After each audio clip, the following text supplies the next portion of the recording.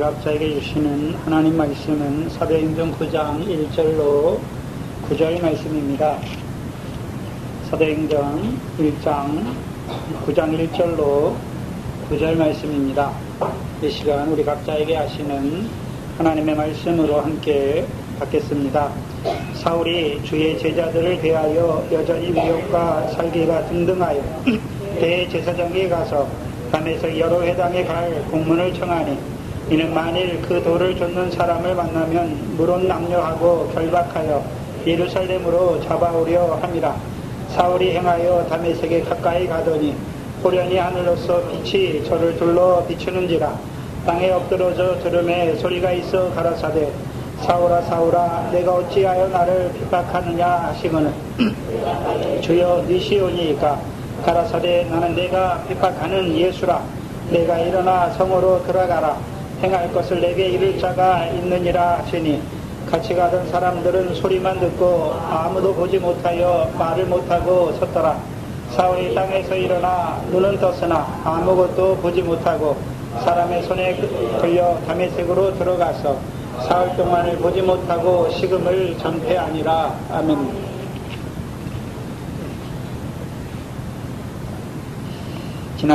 지난주까지 우리에게 주셨던 사도행전 8장은 큰 틀에서 스데반을 통하여 예루살렘 교회에 큰 핍박이 일어나게 하셨지요.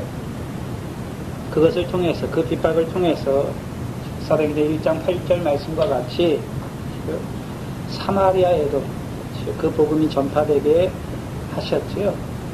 그래서 말씀하신 대로 어떻게 하나님의 뜻이 사마리아에 이루어지는 것을 보여주신 것이지요.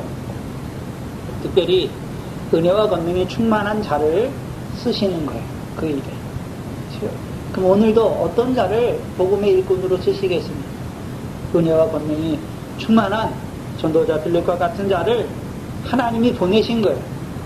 사마리아로 보내셔서 율법을 받았지만 그 사마리아 사람들은 율법은 받았지만 하나님과 다른 신들을 겸하여 섬김으로 가증한 자들로 살아가는 사마리아 사람들에게 그렇죠?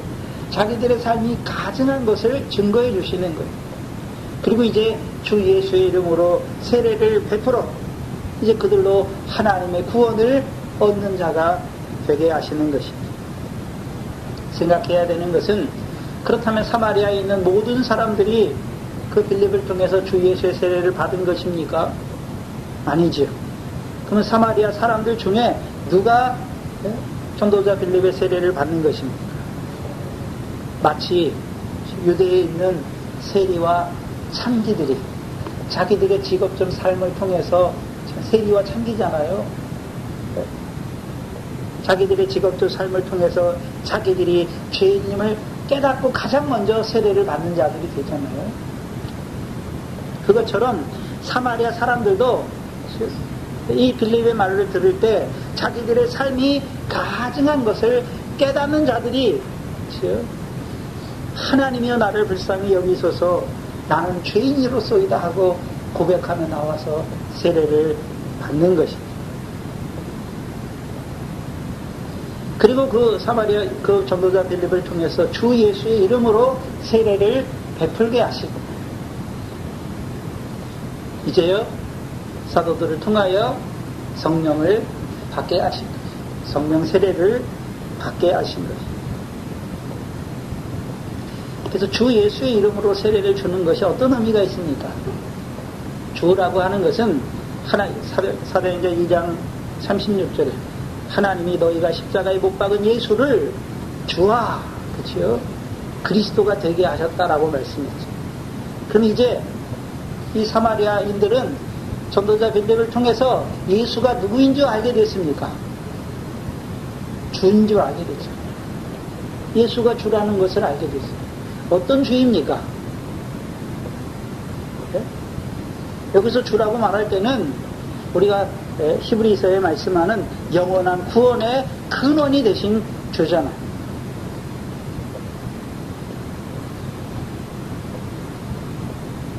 이제 깊이 들어가면 이제 십자가에 죽으실 뿐만 아니라 부활하셔서 우리의 영원한 대제사장이 되신 구원의 주란 말이죠. 더 깊이 들어가면요, 창세전에 우리를 그리스도 안에 택하셨을 뿐만 아니라 아담과 함께 가죽옷 입혀서 영원히 지옥갈 수 없는 구원을 이루셨고, 이제 육신으로 이 땅에 오셔서 십자가의 죽으심으로 우리의 구원을 이루셨을 뿐만 아니라 부활하셔서 오늘도 하나님 보좌 우편에 우리의 제사장으로 계신, 우리의 영원한 구원의 근원이 되신 주란 말이죠. 근데 아직 사도행전에서 주라고 말할 때에는 십자가에서 구원하신 주예요. 부활하신 주를 봤다는 것은 이미 자기들이 성령 세례를 받은 자가 되어버리는 거죠. 근데 아직 사마리아 교회는 성령 세례를 받지 못한 것을 보여주십니다. 예수가 주라는 것을 알게 하는 것, 그리고 사도들을 통해서 성령 세례를 주는 것입니다. 그렇다면 전도자 빌립을 통해서 주시는 주 예수의 이름으로 베푸는 세례가 어떤 의미가 있습니까?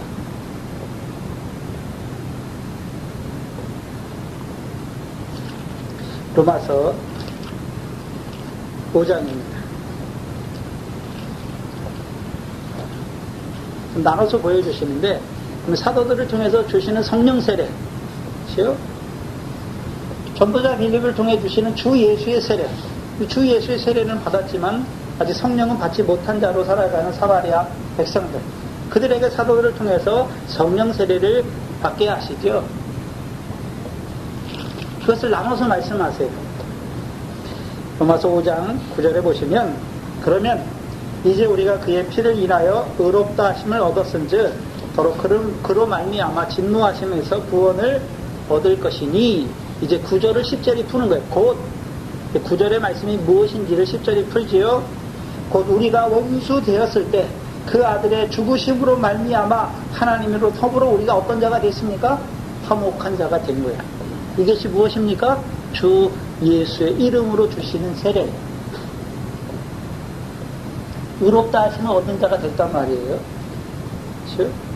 세상 죄와 율법의 저주에서 의롭다 하심을 얻은 자가 되었단 말이죠. 그 예수 그리스도가 십자가에서 화목제물로 죽으셨죠. 그 화목제물로 말미암아 우리가 어떤 자가 되었습니까? 의롭다 하심을 얻은 자가 된 거예요.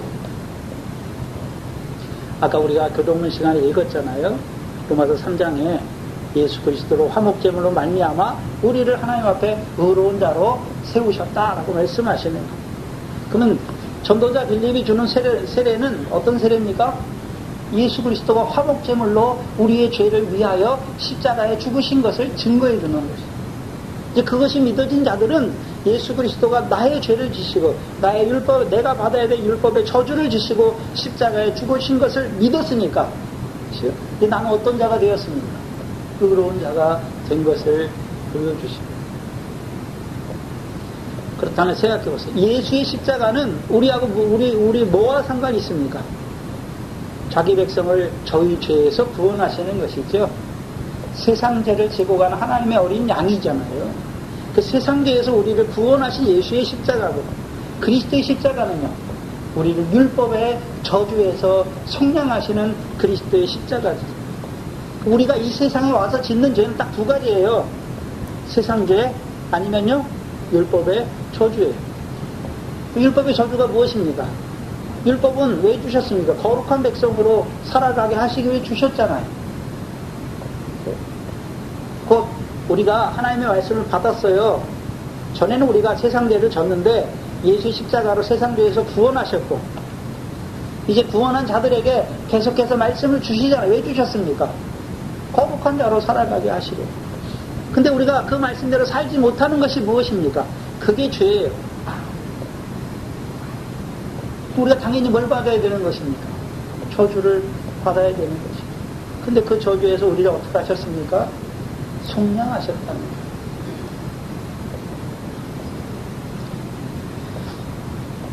그 화목제물이신 그리스도의 십자가를 인하여, 그의 피를 인하여 의롭다 하심을 얻은 자로 세우는 거예요. 그게 전도자 빌립을 통해 주시는 주 예수의 세례입니다.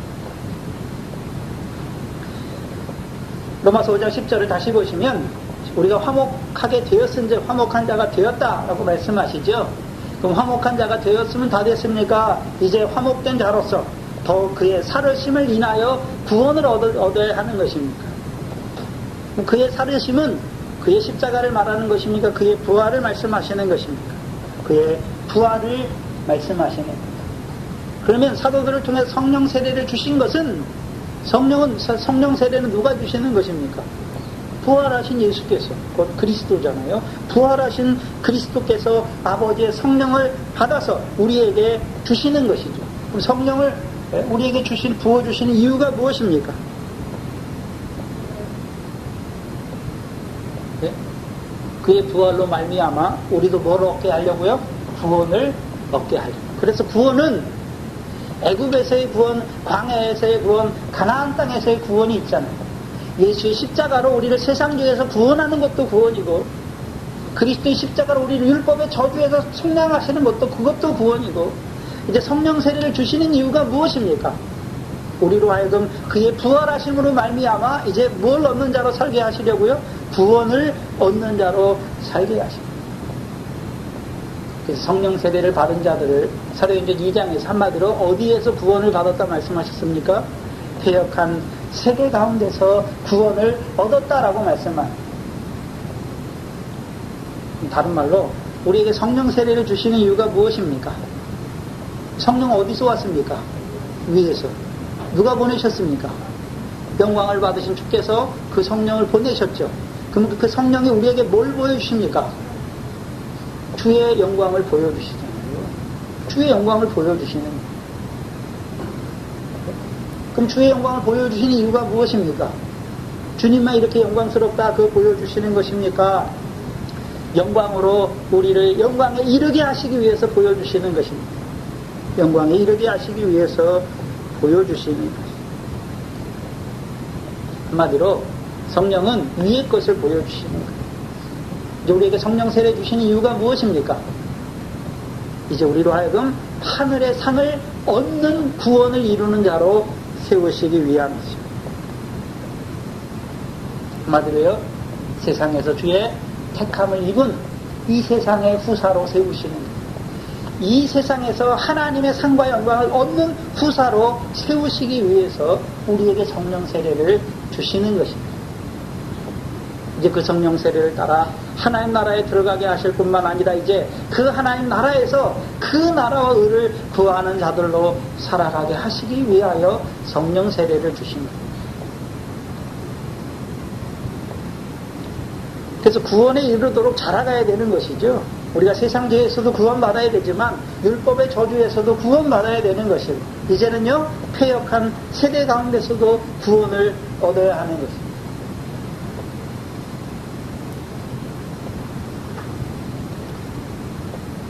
그게 빌립과 사도들을 통해서 두 단계로 그 사마리아 사람들에게 세례를 베풀어 주신 것이죠. 나아가서 사도행전 8장은 또 전도자 빌립을 하나님이 누구에게 보내십니까? 에티오피아 여왕 간다게의 국고를 맡은 내시에게도 보내시죠. 근데 그 내시는 유대인도 아니고 율법이 있었던 사마리아인도 아니죠. 왜 이방인 그 내시에게 보내시는 것입니까? 하나님이 무엇을 보여주시기 위해서 이방인이며 고자인 그 내시에게 이 전도자 빌립을 보내시는 것입니까? 유대인이 볼 때요, 이 사람은 이방인이면서 또한 동시에요 고자의 고자, 율법에 흠이 있는 고자란 말이죠. 그래서 고자는 하나님의 총에 들어오지 못하는 자잖아요. 그러나 이 고자는 이방인이면서 고자인 이 간다게 내시는 뭘 읽고 있습니까? 이사야서를 읽고 있잖아요. 뭐를 붙들고 있습니까? 이사야서 말씀을 붙들고 있잖아요. 이사야서 56장이죠. 보시죠. 이사야서 56장 3절이죠. 3절 4절이죠.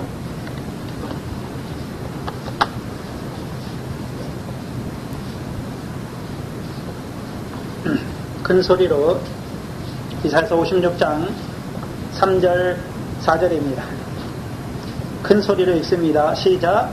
여호와께 연합한 이방인은 여호와께서 나를 그 백성 중에서 반드시 갈라내시리라 말하지 말고 고자도 나는 마른 나무라 말하지 말라. 여호와께서 이같이 말씀하시기를 나의 안식일을 지키며 나를 기뻐하는 일을 선택하며 나의 언약을 굳게 잡는 고자들에게는 소망이 있는 것이죠. 그러면 이 고자이며 내시이면 고자이면서 이방인이 이 사람을 통해서 하나님이 뭘 보여주시길 원했을까요? 이 사람이 뭘 굳게 붙잡고 있습니까? 하나님의 언약을 굳게 붙잡고 있는 것이죠. 로마서 7장 53절입니다.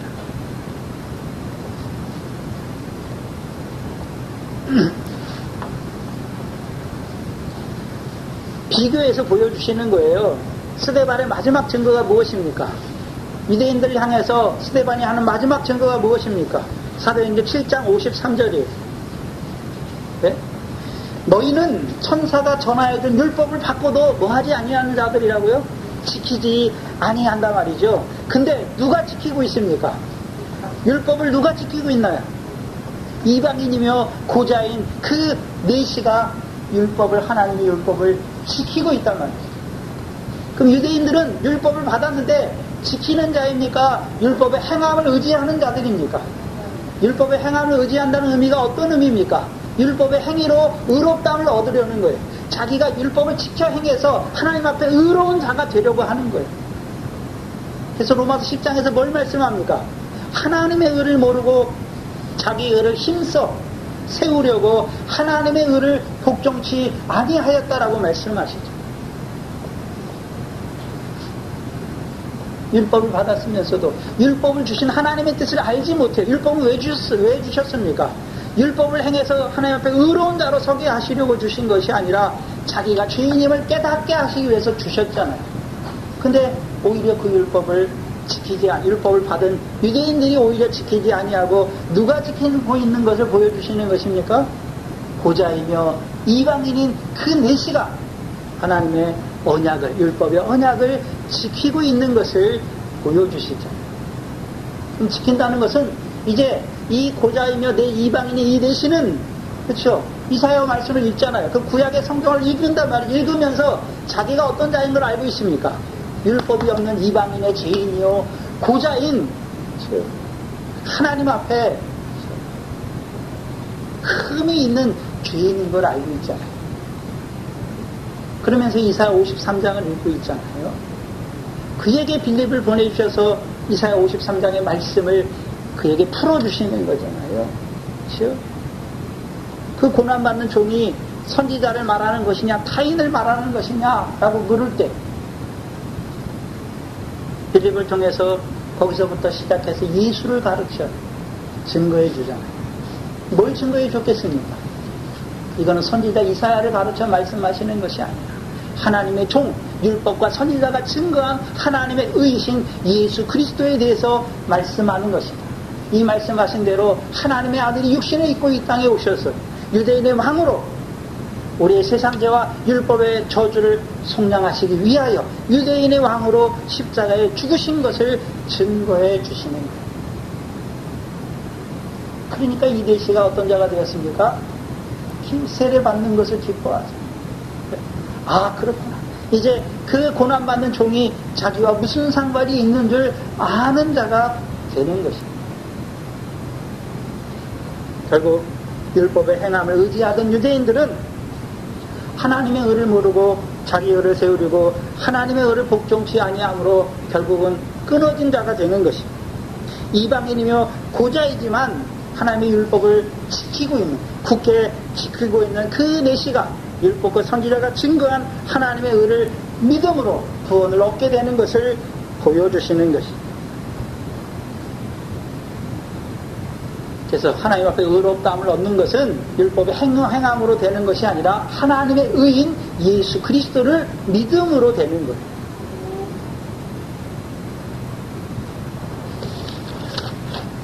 그 이방인이며 고자인 내시를 통해서 이방인은 우리의 행위나 우리의 무슨 선한 것을 보시는 것이 아니라 믿음으로 의로 여기시는 것이죠. 그게 아브라함에게 하신 약속이에요. 그래서 이제 실제로 저와 여러분이 증거 아닙니까? 증거. 우리가 이방인이었죠. 네? 하나님의 진노를 자취할 수밖에 없는 이방인으로 살았어요. 그런데 그리스도의 복음을 전하게 하시고 믿음으로 이제 하나님 앞에 의로운 자로 우리를 세우신 것입니다. 세우실 뿐만 아니라 이제 부활로 말미암아 우리를 이제 하늘의 기업을 잇는 자로 살리신 것입니다. 오늘 우리가 증인이 또한 오늘 그 하늘의 기업을 바라보는 그 하나님 나라의 백성으로 살아가는 우리를 오늘 또 이렇게 우리를 말씀 앞에 부르신 것은 여러분이 뭐 한 주간 동안 무슨 온전히 선한 일을 행했거나 거룩한 삶을 살았기 때문에 다시 또 부르신 것이 아니에요. 우리가 하늘의 유업을 바라본다고 하면서 경건치 아니한 자로 살았던, 더러운 자로 살았던, 썩어진 것을 쫓아 살았던, 하나님의 은혜를 저버린 자로 살았던, 우리의 직분을 감당하지 못한 자로 살았던 경건치 아니한 우리를 부활하셔서 우리 영원한 제사장이 되신 그 예수의 피를 힘입어 부르신 것이죠. 왜 부르셨습니까? 긍휼하심을 얻고 때를 따라 돕는 은혜를 받는 자로 살아가게 하시고 부르신 거예요.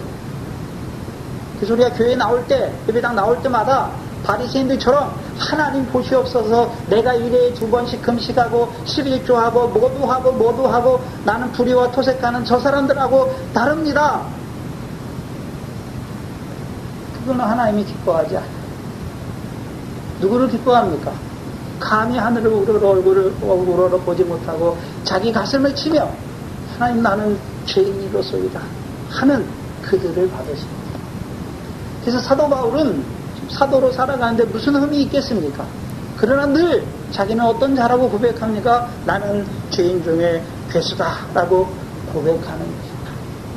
하나님은 누구를 사랑하십니까? 죄인을 사랑하십니다. 누구를 통해서요?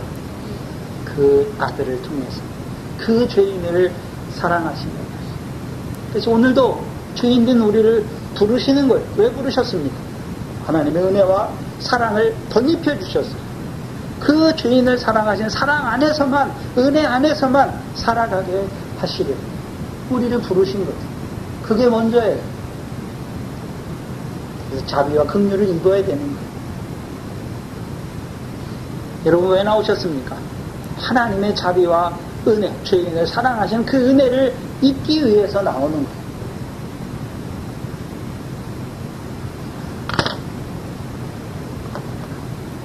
구장 1절에 보시면 사울이 주의 제자들을 대하여 여전히 위협과 살기가 등등하여 대제사장들에게 갑니다. 사도행전 8장과 사도행전 9장은 스데반을 인하여 일어난 핍박이 두 가지 흐름으로 이어지는 것을 보여주세요. 두 가지, 한 가지 흐름은 사도행전 8장이고 한 가지 흐름이 사도행전 9장이에요. 그럼 사도행전 8장은 사도행전 8장 4절 이하죠.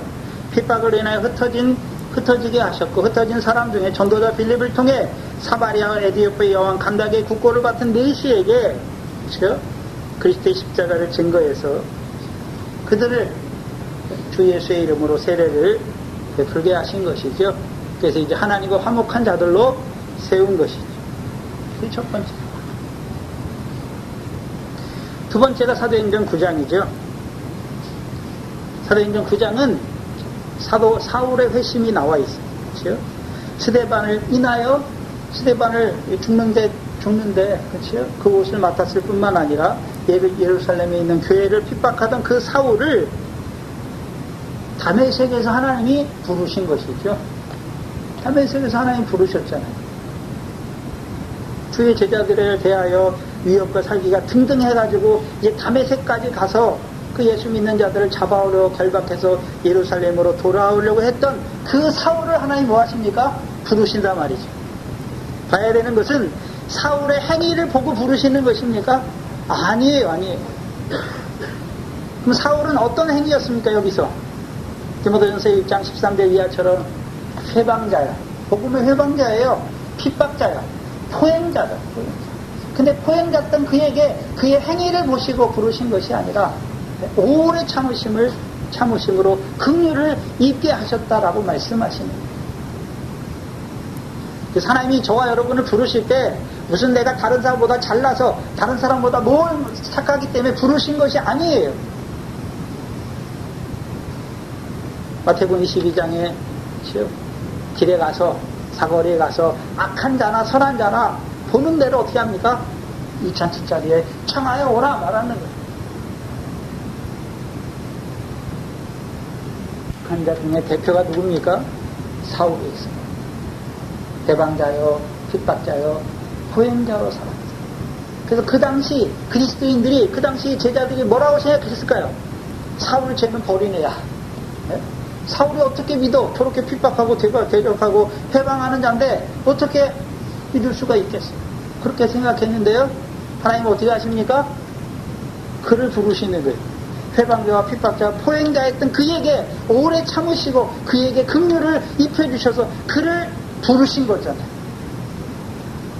그래서 사도들의 이 복음 전파하는 게 사도들의 개념, 사도들의 생각, 사람의 생각을 뛰어넘으시는 거예요. 왜 그렇게 하셨습니까? 로마서 9장이죠.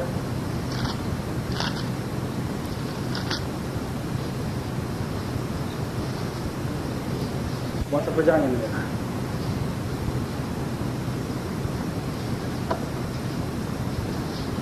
7절 이하에 오시면 또한 아브라함의 씨가 다 그 자녀가 아니라 오직 이삭으로 난 자라야 내 씨라 칭하리라 하셨으니 그 육신의 자녀가 하나님의 자녀가 아니라 오직 약속의 자녀가 씨로 여기심을 받으니라. 약속의 말씀은 이것이니 명년 이때에 내가 이르리니 사라에게 아들이 있으리라 하시니라. 이뿐 아니라 또한 리브가가 우리 조상 이삭 한 사람으로 말미암아 잉태하셨는데 그 자식들이 아주 나지도 아니하고 무슨 선이나 악을 행하지 아니한 때에 택하심을 따라 되는 하나님의 뜻이 사람의 행위로 말미암지 아니하고 오직 부르시는 이에게로 말미암아 서게 하려 하사. 그렇죠? 큰 자가 어린 자를 섬겼다라고 말씀하시는 거예요. 그렇다면 하나님이 부르시는 것인데 왜 부르시는 것입니까? 약속의 자녀가 되게 하시려고 부르시는 거예요. 그럼 뭐를 통해서 부르시는 것입니까? 약속의 말씀으로 부르시는 거예요. 약속의 말씀이 무엇입니까? 명년 이맘때 아들을 낳을 거라고 말씀했잖아요. 근데 이삭은 갈라디아 4장에 약속의 자녀잖아요. 무슨 약속의 자녀입니까? 하나님께서 아브라함에게 주신 약속의 자녀예요. 내 몸에서 날 자가 내 후사가 될 것을 말씀했잖아요. 그럼 아브라함의 후사를 이삭을 말하는 것입니까? 아브라함의 자손으로 친 그리스도가 아브라함의 후사입니까? 그리스도가 아브라함의 후사잖아요. 그래서 그리스도에게 속한 자면 누구 자손입니까? 아브라함의 자손이죠. 구약에 있는 약속, 아브라함이 주신 약속이 무엇입니까? 갈라디아 3장 8절에 하나님이 이방인을 믿음으로 말미암아 의롭다 하심을 성경이 미리 알고 아브라함에게 뭐를 전했다고요? 복음을 전했다라고 말씀하십니다.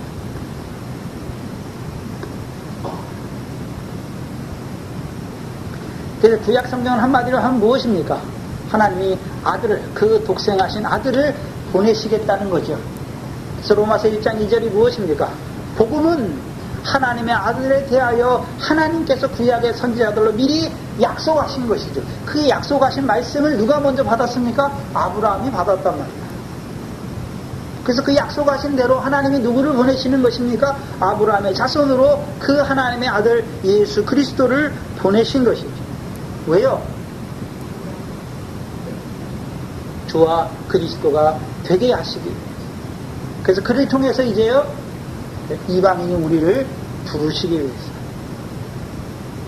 그러니까 유대인 중에서도 부르시죠. 사마리아인들 중에서도 부르세요. 누구를 부르십니까? 그들의 행위를 보고 부르시는 것이 아니란 말이죠. 온전히 하나님의 은혜로 부르신 것입니다. 그래서 택하심을 따라되는 하나님의 뜻이 사람의 행위에 의해서 부르시는 것이, 행위를 보고 부르시는 것이 아니란 말이죠. 그렇다면 예수 믿는 사람 중에 만약에 하나님의 행위를 보고 부르셨다면 안 믿을 때, 여러분이 세상에 있을 때 여러분들이 다른 사람들에 비해서 조금 착해야 돼요. 좀 선해야 해, 부르신 거죠. 아니란 말이에요. 누구를 통해 그걸 보여주십니까? 회방자요, 핍박자요, 포행자였던 사울을 부르신 것을 보면 사람의 행위로 말미암아 부르신 것이 아니란 말이죠. 전적인 하나님의 은혜로 부르신다. 그래서 로마서 11장 5절에 은혜로 택하심을 따라 남은 자들의 구원을 말씀하시는 것입니다.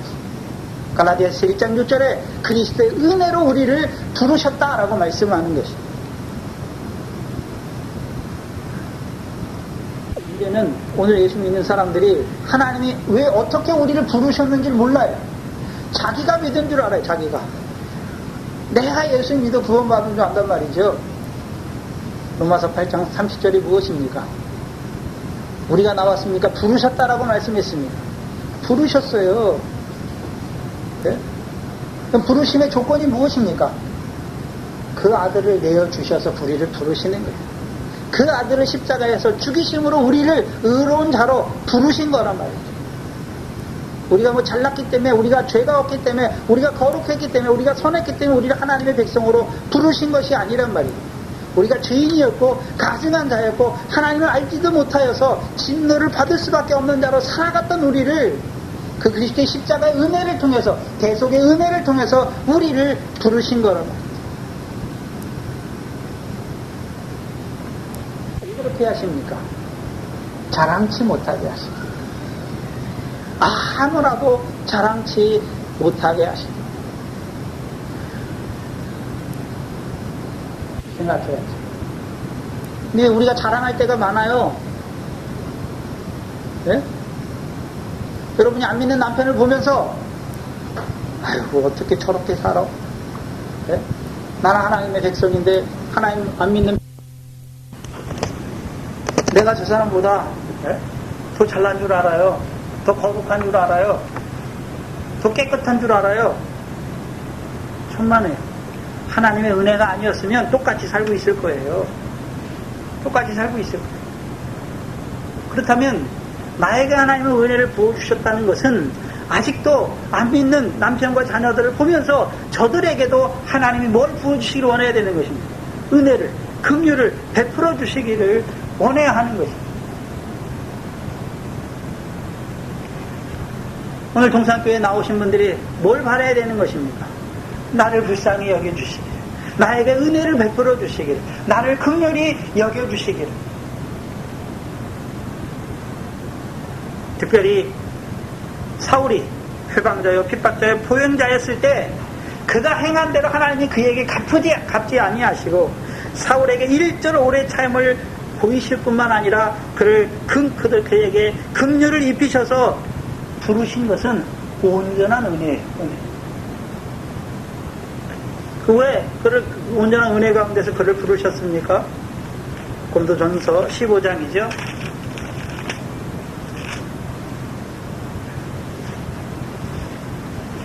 고린도전서 15장 9절 10절이죠.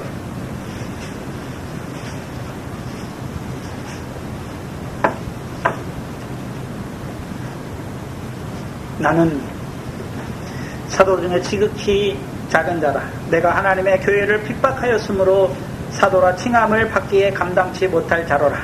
그러나 나의 나된 것은 하나님의 은혜로 된 것이니 내게 주신 그의 은혜가 헛되지 아니하여 내가 모든 사도보다 더 많이 수고하였으나 내가 아니요 오직 나와 함께 하신 하나님의 은혜로다. 그러므로 내나 저희나 이같이 전파하며 저희도 이같이 믿었느니라. 그럼 전파할 때 자기가 뭘 했는 걸 전파하는 것입니까? 온전히 하나님의 은혜 말을 전파하는 것입니다. 생각해 보세요. 야, 너희들 중에 교회를 회방하고 핍박하고 포행자였던 나도 부르셨는데 나보다 더 큰 데 지은 사람이 있으면 나와보라고요. 다 부르신단 말이죠. 하나님은 가리지 아니하시고. 네. 근데 우리는 생각할 때 저 사람은 죄가 많으니까 저 사람은 예수 못 믿을 것 같아. 착각이에요. 우리. 하나님이 보실 때는 제일 원수가 누굽니까? 하나님을 대적하던 교회를 회방하고 핍박하고 포행하던 그도 하나님이 은혜를 베푸셨잖아요. 그럼 누구에게 은혜를 안 베푸시겠습니까? 그건 우리 생각이에요. 제가 젊었을 때 제가 볼 때 저희 아버지는 예수를 안 믿을 사람 같아요. 못 믿을 사람 같아요. 그래서 저는 아버지 위해서는 기도를 안 했어요. 거의 그냥 접어뒀어요. 그냥 아유, 저런 사람이니까, 저런 분이시니까. 근데 하나님이 불러 믿게 하세요.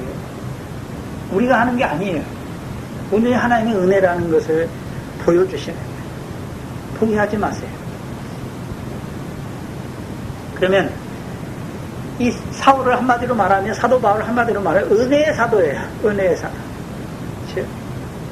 그러면 사도 바울에게 그렇게 은혜를 주신 이유가 무엇입니까?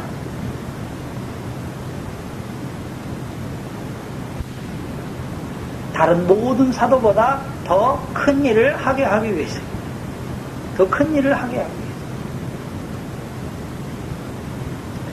또한 그를 은혜의 사도로 세우신 것은요, 이제요, 이방인을 은혜로 부르시기 위해서. 그래서 갈라디아서 1장 6절이 그리스도의 은혜로 너희를 부르셨다라고 말씀하시죠. 누구를 통해서요? 사도 바울. 그럼 사도 바울이 그 은혜를 먼저 받았으니까 이제 그 은혜를 갈라디아 교회에 증거하여 이제 갈라디아 교회도 그리스도의 은혜로 말미암아 부르심을 받은 자들로 세우는 거예요. 그렇다면 저와 여러분은 받은 은혜가 얼마입니까? 받은 은혜가 작으니까 그렇게 사는 거예요. 내게 주신 은혜가, 하나님의 은혜가 크다면 그 은혜를 감당하지 못해서 그 은혜를 증거하는 자가 되겠죠. 또 한 가지는요, 갈라디아 1장 14절에 후에 주를 믿어 영생을 얻는 자들에게 본이 되게 하시리라.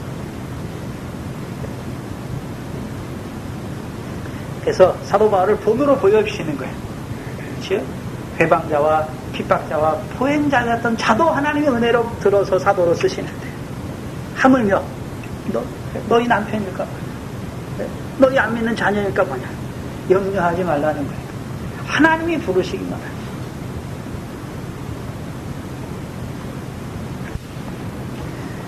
그래서 하나님의 은혜가 있기를 기도해야 되는 것이죠. 알지 못하는 자들에게.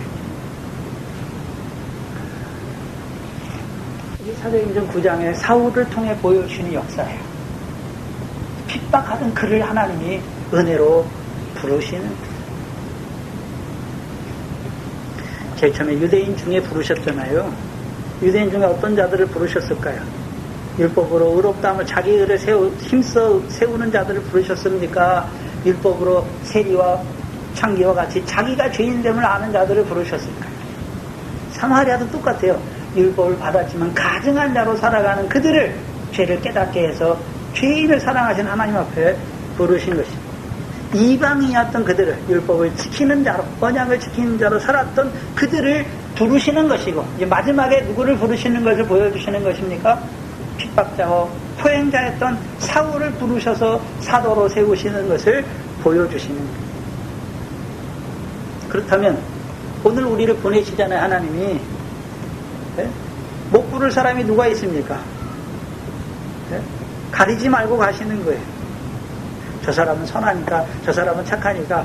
여러분이 전도해보면 선한 사람은 더 안 믿어요. 더 늦게 나와요. 선한 사람은 거절을 못해요. 예수 믿으세요 하면 예, 다음에 갈게요. 안 와요. 예수 믿으세요 하면 욕을 하고 너나 잘 믿어라 하는 사람이 하나님이 은혜 베푸시면 다 와요. 우리 생각하고 전혀 다른 거예요. 그래서 복음은 하나님이 이루어 가시는 거예요. 빌립이 이루어가는 것이 아니라 하나님이 빌립을 보내서 하나님이 사울에게 직접 주권적으로 역사하셔서 돌이키시는 거예요. 사람이 하는 게 아니에요. 사람은 단지 빌립과 같이 도구로 쓰임받는 거예요. 9장 1절에 보시면 사울이 주의 제자들을 대하여 여전히 위협과 살기가 등등하였다. 그러면 사울이 아무나 대해서 위협과 살기가 등등한 것입니까? 주의 제자들에 대해서만 위협과 살기가 등등한 것입니까? 주의 제자들에 대해서. 그럼 주의 제자들은 한마디로 어떤 자들이었습니까? 예수를 주와 그리스도로 고백하는 자예요. 예수를 주와 그리스도로 고백하는 거예요. 근데 왜 그들을 보면서 그들을 죽이고 싶은, 그들을 막 잡멸하고 싶은 마음이 사울의 마음에 왜 들었을까요? 사울은 분명히 예수를 볼 때 사울이 예루살렘 성에서 자랐어요. 그러니까 예수를 다 봤어요. 봤든지 아니면 예수의 소문을 들었든지 분명히 했단 말이죠. 팔레스타인이 좁아요. 분명히 예수님을 봤을 거예요. 그럼 제일 처음에 어떻게 생각했을까요? 다른 바리새인들처럼 하나님이 함께하지 아니하시면 저런 표적을 행할 수 없는 자라고 봤겠죠. 근데 예수님이 점점 안식일을 범하고, 그렇죠? 율법을 고친다고 말하고, 그렇죠? 이 성전을 헐라고 말하고, 자기가 하나님의 아들이라고 말할 때 저거는 이제 신성모독이다. 그렇죠? 자기를 그리스도라고 말하니까. 그래서 결국 그가 나무에 십자가에 달려 죽잖아요. 그래서 구약에서 십자가에 달려 죽는 것은 하나님의 저주를 받은 표예요. 저 사람은 분명히 하나님의 저주를 받았는데 그의 제자들은 뭐라 그럽니까? 그가 주와 그리스도가 됐다라고 말하는 것이니까, 그럼 주와 그리스도가 됐다라고 말할 때만 해도 사울이 이렇게 위협과 살기가 등등하지 않아요. 근데 스데반과 같은 자가 나타나서 뭐라 그럽니까? 네? 성전과 율법을 고치겠다라고 말하잖아요. 거스려 말하는 것이죠. 그래서 사울은 유대인의 종교, 조상들의 유전에 대해서, 성전과 율법에 대해서 열심히 특심하던 그 사울이 이 제자들을 어떻게 인식했습니까? 이 사람들은 성전을 폐하는 자들이고 무너뜨린 자들이고 율법의 규례를 고치려고 하는 자들이다. 유대인의 전통, 조상들의 전통을 무너뜨리려고 하는 자들이라 생각했기 때문에 이제 그들에 대해서 죽이려고 하는 거예요. 장멸하려고 하는 거예요. 생각해 봐야 되는 것은 예수님이 살아계실 때 그 예수님을 죽이려고 사울이 안 나섰어요. 그때는 안 나섰어요. 사울의 인식이 점점 변해가는 거예요. 그래서 이제 오순절 후에 그 사도들을 통해서 제자들을, 분명히 예수는 구약적으로 보면 십자가에서 하나님의 저주를 받은 자인데 이 사람들은 오히려 예수를 주와 그리스도로 고백할 뿐만 아니라, 그렇죠? 스데반과 같은 자는 이제 드디어 대놓고 뭐라 그럽니까? 성전을 헐라. 이 성전은, 그렇죠? 율법을 따라 성전은 예수 그리스도께서 죽으시고 부활하심으로 폐했다라고 말해버리니까. 그리고 옛 계명은 이제 예수 그리스도 안에서 고친다라고 옛사람에게 말하는 것이 아니라 이제 새사람에게, 너희에게 말한다라고 말하는 것입니다. 조상들의 유전을 무너뜨리려고 하는 자라는 거라고 인식하는 거예요. 그러니까요, 조상들의 율법, 조상들의 유전에 열심히 떴던 이제 사울이요, 그들에 대해서 위협과 살기가 등등한 거예요. 참, 세계사를 봐도, 다른 거 가지고 전쟁할 때는 그렇게 참혹하게 안 해요. 근데 종교가 전쟁할 때는 어떻게 합니까? 아주 참혹해. 네? 종교가 전쟁할 때는, 종교나 이념 가지고 전쟁할 때는 참혹해요, 참혹해. 물불을 안 가려요. 네? 형제 아버지도 없어요. 내가 믿는 믿음이 믿느냐, 아니면 천주교 믿느냐, 개신교 믿느냐 해가지고 둘이 싸우는데, 한 나라에서 30년 동안 싸워요, 30년 동안. 기독교는 뭐에 대해서 대항하거나 뭐를 뭐해라 대적하는 종교가 아니에요. 예수님이 무슨 세상 권세에 대해서, 그때 로마의 가이사의 권세에 대해서 무슨 대적해라, 그들을 싸워라 이렇게 말하지 않잖아요. 오히려 뭐라 그럽니까? 세상 권세자들을 위해서 기도하라 말씀하신 것이잖아요. 태극기 집회를 보니까, 뉴스에 나온 걸 보니, 잠깐 보니까, 목사들이 거짓돼가지고 악한 권세를 세운 것도 하나님이 세운 거예요. 세상 권세는 하나님의 사자예요. 하나님의 사자. 굴복하라 할때요, 굴복. 만약에 그 사람들이 믿음에 져버린다면, 우리가 믿음을 지키기 때문에 그것은 할 수 없다라고 말할 때 그들이 치면 맞는 거예요. 그들을 대적해서 무슨 싸우고 그런 게 아니란 말이죠, 기독교는. 한번 생각해 보세요. 제자들과 예루살렘의 교인들의 수가 많아졌죠. 그 유대인들을 향해서 저것들은 예수 안 믿으니까 저것들 죽여라, 위협과 살기가 등등합니까? 아니란 말이에요. 아니에요. 뭘 잘못 믿어요. 다른 예수를 믿는 거예요. 그리고 이 나라가 무슨 신정국가입니까? 기독교 국가가 아니잖아요. 엉뚱한 짓을 하고 있어요. 그걸 모르고 교인들 쫓아가가지고 불쌍하죠. 門徒들과 제자들이 자기들의 수가 많아져서 유대인들을 향할 때 유대인들을 보고서 저 사람들 예수 안 믿으니까 죽여야 된다, 위협과 살기가 등등한 게 아니란 말이에요. 그럼 왜 사울은 위협과 살기가 등등합니까? 왜 죽이려는 마음이 있습니까? 살인하고자 하는 욕심이잖아요. 누구에게 속한 자입니까? 마귀에게 속한 자예요. 마귀는 처음부터 살인하는, 네? 욕심이 있죠. 마귀의 욕심이 무엇입니까? 살인하는 거예요. 죽이는 거예요. 그럼 뭘 죽이는 것입니까? 물론 육신의 생명도 죽이지만 예수 믿는 그 믿음을 죽이는 거란 말이에요. 그러면 그 돌을 쫓는 자, 네? 잡으러 가잖아요. 다메섹까지 잡으러 가요. 근데 사울은 이렇게 하는 게 마땅하다라고 생각해요. 그게 잘못하는 것이 아니라 그게 하나님께 대한 마땅한 바라고 생각하기 때문에 지금 이렇게 하는 거예요. 사도행전 26장 9절로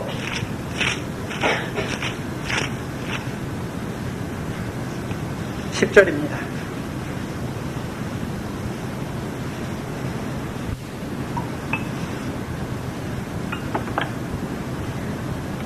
사도행전 26장 9절로 10절을 보시면 나도 자기 이제 옛날을 추억하는 거예요. 아그리빠 왕 앞에서 자기 예수 그리스도를 자기를 호소하면서 자기가 예전에 어떤 자인 것을 지금 이제 회상하면서 증거하는데 9절에 나도 예전에는 나사렛 예수의 이름을 대적하여 범사를 행하여야 될 줄로 스스로 생각했다라고 말하잖아요. 그럼 나사렛 예수는 어떤 자란 말입니까? 저주를 받은 자야. 그럼 그의 제자들은 다 어떤 자입니까? 하나님께 저주를 받은 자들을 주와 그리스도라고 말하니까 그들은 어떻게 되는 것입니까? 때려잡아야 되는 것이죠.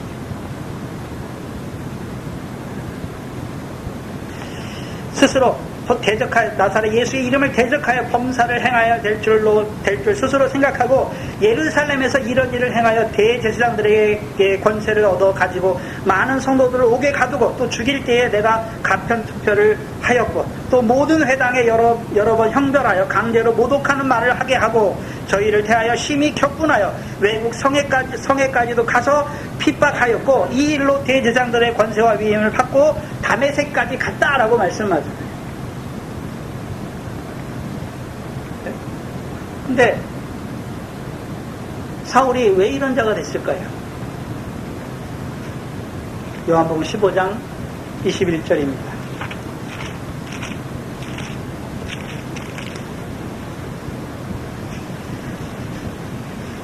요한복음 15장 21절을 보시면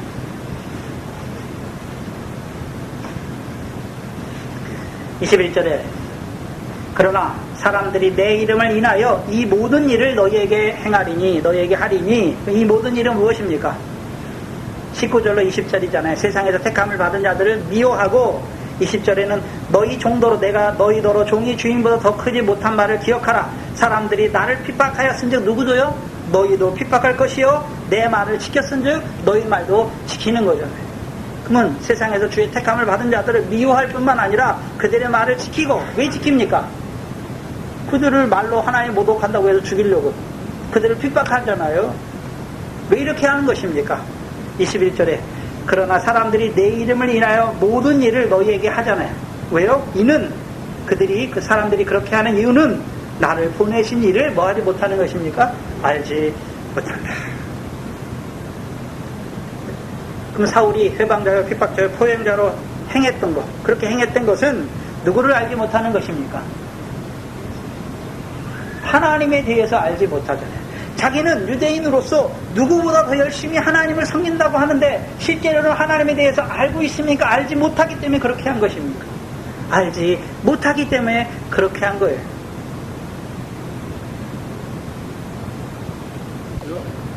바리새인의 교훈 아래 있습니다.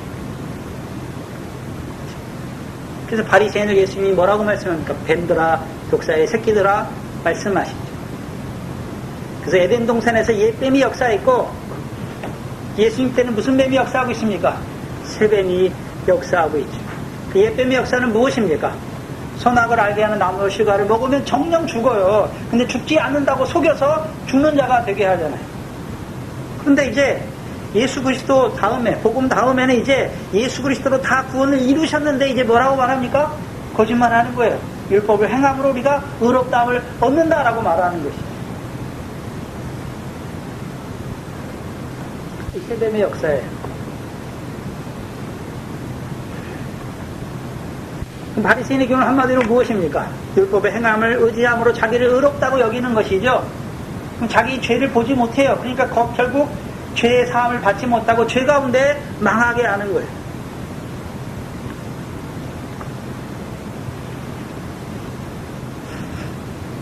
그 제자들, 주의 제자들에 대해서 위협과 살기가 등등해서 하는 일이 무엇입니까? 대제사장에 가서 담에색 여러 회당에 공문을 청해서, 그렇죠, 담에색에 가서도 거기서도 이 돌을 쫓는 자들이 있으면 잡아오려고, 결박하여 예루살렘에 오려고 가는 것입니다. 근데 우리가 이 당시 상황을 한번 알아야 되는 것은, 한번 생각해 봐야 되는 것은, 이 당시 유대의 대제사장이 담에색 다른 나라예요. 이 당시는 아레다 왕이 방백이 이 다메섹을 다스리고 있는 거예요. 그럼 다메섹 지역, 수리아 지역, 구약에는 아람이고 신약에 지금 시리아 지역이에요. 그 시리아 지역은 유대하고 다른 나라예요. 그런 후서 11장 32절에 보면 아레다 왕이 다스리는 다메섹인 것을 보여줘요. 그럼 유대 대제사장의 권한이 다른 나라에까지 미치는 것입니까? 다른 나라에 가서 거기서도 막 자기들이 사법권을 가지고 막 그 사람들 잡아오고 할 수 있는 것입니까? 그 당시를 한번 생각해 봐야 되는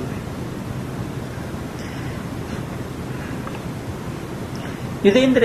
유대인들은 로마가 자치 권한을 주잖아요. 그래서 유대인의 공회가 그 자치 권한을 다 가지고 있어요. 그래서 율법으로 말미암은 모든 것은 다 유대인의 공회가 이스라엘 백성을 다스려요. 그러나 세상법은 로마가 다스리죠. 그래서 로마가 유대를 지배할 때 그 자치권을 주는 거, 율법으로 말미암은 모든 그런 법과 제도를 따라 그들을 다스리고 형벌을 주고 하는 것은 그들에게 맡겨두는 거예요. 단지 세상법에 관한 거, 세금법과 사람을 죽이는 그 세상법에 관해서만 로마법이 그들을 지배하는 것이죠. 그 자치권을 줬는데, 자치권 중에 하나가 뭐냐 하면, 유대에서 죄를 지고 도망한 자들 있잖아요. 다른 나라로 망명한 자들을 소환할 수 있는 권한을 로마가 이 유대의 공회에 주는 거예요. 사내들인 공회에 그 자치권을 주는 거예요. 그 사내들인의 의장인 대제사장이 그 권한을 가지고 있는 거예요. 근데 이러한 권한은 이때 시작된 것이 아니라, 그렇죠? 로마가 유대의 식민지 통치를 받기 전부터, 그렇죠? 이 로마가 유대인들의 환심을 사기 위해서 다른 주변 국가에 요구하는 거예요. 유대가 하스모니아 왕조에서 독립을 해요. 근데 독립국가인데 밑에는 아직 톨레미 왕조가 있고 다 있어요. 로마가 아직 다 전체를 지배하지 못하던 때예요. 약 BC 한 2세기 정도. 그러니까 BC 3세기, 4세기까지 알렉산더가 통일했고, 알렉산더가 죽은 후에 4명의 왕들이 다스렸잖아요. 그러면서 로마가 크는 거예요. 로마가 이제 그 헬라가 지배했던 지역을 하나하나 정복해 나가죠. 근데 아직 이 팔레스타인 지방이나 애국, 요 지방까지는 로마가 아직 속주로 다스리지 못하던 때예요. 근데도 그 당시에 로마가 가장 권력이 세요. 힘이 강해요. 한 2세기 중반 정도에 이 역사적 사례를 보면 로마 대사가 이 프톨레마이오스 8세에게 보낸 편지가 나와 있어요. 그 역사적 사료가 나와 있는데 거기에 뭐라고 썼냐 하면, 만약에 어떤 치명적인 범죄자라도 유대 나라에서 당신의 나라로 도망하거든 그들을 대제사장 시몬에게 송환해서 그가 자기들의 율법에 따라 그 범죄자들을 처벌하게 해 주십시오 하는 서한을 보낸단 말이죠. 그때부터 이제 이 유대인들 중에 도망하는 자가 있으면 그들을 그 대제사장의 권리 안에 두어서 다른 나라에서도 잡아오게 하는 거예요. 근데 이 애굽에 있는 프톨레마이오스 왕조가 이 로마가 강하니까 로마가 말하니까 그걸 들어주는 거예요. 그리고 BC 47년에 율리어스 카이사르, 우리가 잘 아는 율리어스 카이사르가 이러한 유대인의 특권을 다시 한번 확인해 주는 조서를 보내요. 그때는 이제 이 유대 땅이 로마에 정복된 다음에도 그 권한을 주는 거예요. 지금 그 권한을 사용하는 거예요. 오늘날 뭐로 말하냐면 국가 간에 이제 포로, 그렇죠. 범죄자 인도 협정이 있잖아요. 오늘날 말하면 이 나라에서 죄를 지고 중국이나 이런 데 갔잖아요. 그럼 우리가 중국 경찰에다가 이 사람 잡아주십시오. 잡으면 송환에 오잖아요. 송환에 오는 것처럼 가서 데려오는 것처럼 대제사장의 권한이 있단 말이에요. 그런 권한이. 그래서 사울이 그 공문을 받기 위해서 대제사장들에게 간 거예요. 그래서 망명자들을 소환하는 그 권한을, 공문을 받아가지기 위해서 가는 거예요. 지금. 2절에 보면 그 도를 쫓는 자잖아요. 그래서 사도행전은 두 가지 도에 대해서 나오죠. 하나는 주의 도와 하나님은 하나님의 도에 대해서 나오죠. 사도행전 18장이죠. 시간이 없어서 찾아보지 못하고 사도행전 18장에 보면 아볼로가 사도행전 18장 25절에 아볼로가 주의 도를 배워서 예수에 대해서 자세히 말하며 가르치죠. 근데 세례 요한의 세례만 알죠. 근데 그 26절에 가면 브리실라 아볼로가 나오는데 이 사람들이 이 아볼로를 데려다가 하나님의 도에 대해서 더 자세히 말하잖아요. 그러니까 이제 이 아볼로가 하나님의 도를 깨닫고 나서는 유대인의 공회에 가서요 예수가 그리스도라 증거하여 유대인의 공회를 이기는 것이죠. 그럼 하나님의 도를 따르는 자들은 한마디로 뭐라 그러냐면 주의 이름을 부르는 자들이죠. 주의 이름을 부르는 자들. 그래서 사도행전 2장이죠. 2장 21절 누구든지 주의 이름을 부르는 자들은 구원을 얻으리라. 구원을 받았잖아요. 구원을 받은 자들이지요. 그럼 사울은 지금 어떤 자입니까? 대적자잖아요. 구원을 받은 자들을 어떻게 하는 것입니까? 그 구원을 깨뜨리려고 하는 자인 것을 보여주시는 것입니다. 사울이 이제 그 공문을 받아가지고 다메섹에 가까이 갑니다. 그리고 호련히 하늘에서 빛이 저를 둘러 비치는 것을 보여주시죠. 예루살렘에서 다메섹까지는 약 240km예요. 그 당시 사울이 살아갈 당시에는 한 일주일 정도가 걸려요. 교통수단 걸어 가려면. 그 길이 험한 길이에요. 헤르몬 산을 지나서 가는 길이에요. 그러니까 험한 길이에요. 240km 정도 되는 길인데 일주일 정도 걸리는 길이에요. 그래서 다메섹에 가까이 갔을 때 호련히 하늘로서 빛이 저를 둘러 비치는 것을 보여주시죠. 그래서 호련이라고 쓴 단어는 우리가 오순절 성령에서도 호련히 역사하잖아요. 이건 사람의 무슨 행위가 아니라 하나님의 주권, 하늘로부터 이루시는 주권적인 역사인 것을 보여주시는 것이죠. 근데 여기 생각해, 빛이 누구를 둘러 비춥니까? 사울을 둘러 비치죠. 무슨 빛일까요? 생명의 빛이죠. 요한복음 1장에 보세요.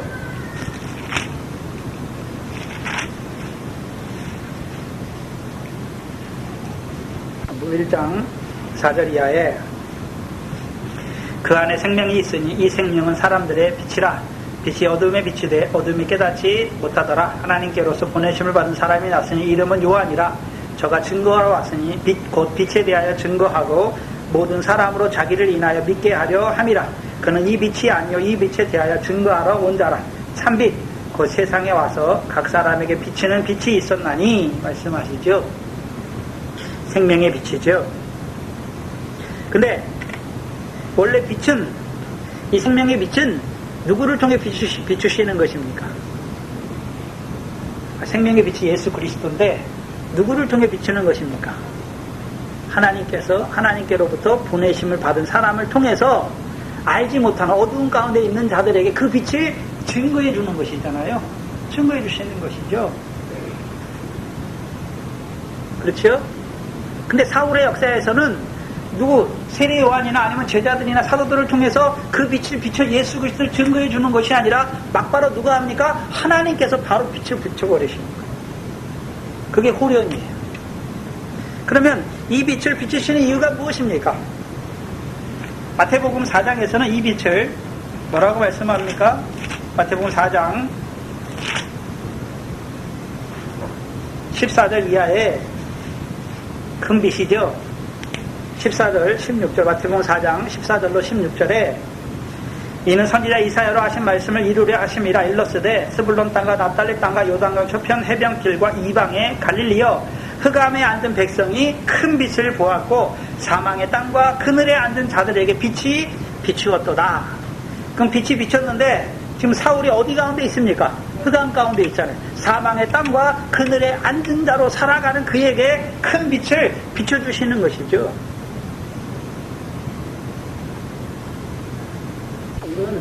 자기는 난지 8일 만에 할례를 받았고 이스라엘 족속이요 베냐민 족속이요 히브리인 중에 히브리인이요 율법으로는 바리새인이요 율법의 의로는 흠이 없고 누구보다 하나님을 위해서 열심히 산다고 말하는데 하나님이 보실 때에는 이 사람이 어디에 앉아 있습니까? 흑암 가운데 사망의 땅과 그늘에 앉아 있는 자라는 것을 보여주신단 말이에요. 빛이 없이 어디에 속해 있습니까? 어두운 가운데 속한 자로 살아가는 자인 것을 보여주시는 거예요. 그럼 그때만 그랬습니까? 오늘도 바리새인의 교훈 아래 살아가는 자들은 자기들은 하나님을 열심히 섬긴다고 말하지만 자기 의를 섬기는 자들로 하나님이 보실 때는 어디 가운데 있는 자들입니까? 사망의 그늘에 앉은 자로 살아가는. 왜요? 사망의 세력을 잡은 사망의 세력을 잡은 마귀를 없이 하신 예수 그리스도를 알지 못하니까 여전히 어디 가운데 있습니까? 사망의 세력을 잡은 마귀에게 속한 자로 살아가는 거예요. 그래서 요한복음 8장 44절에 너희는 유대인들 향해서 너희는 너희 아비 마귀에게서 났다라고 말씀하시는 거예요. 마태복음 3장 9절에서도요 세례 요한이 바리새인과 사두개인을 향해서 뭐라고 말합니까? 너희가 속으로 우리가 아브라함의 자손이라 말하지 말라 말씀하시죠. 어떤 의미 있습니까? 너희가 아브라함의 자손이니까 아브라함의 자손이 아니라 말입니까? 왜요? 아브라함의 자손이라면 아브라함의 행사를 해야 되는데 오히려 어떤 자입니까?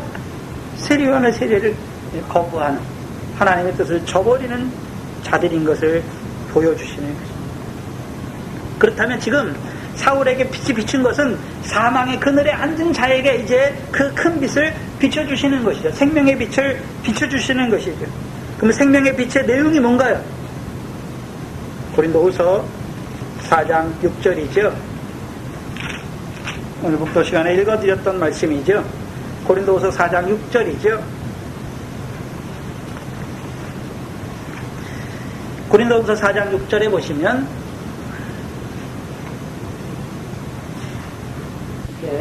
큰 소리로 읽겠습니다. 시작. 어두운 데서 빛이 비치리라 하시던 그 하나님께서 예수 그리스도의 얼굴에 있는 하나님의 영광을 아는 빛을 우리 마음에 비추셨다. 그러면 지금 사울의 마음에 뭘 비추셨습니까? 예수 그리스도의 얼굴에 있는 하나님의 영광을 아는 빛이에요. 그럼 예수님을 비추라고 말할 때 무슨 빛입니까? 하나님의 독생자의 영광을 비춰주시는 빛이잖아요. 하나님의 영광을 비춰주시는 빛이에요. 그래서 히브리서 1장에 보시면 예수는 하나님의 영광의 형상이다라고 말씀하죠.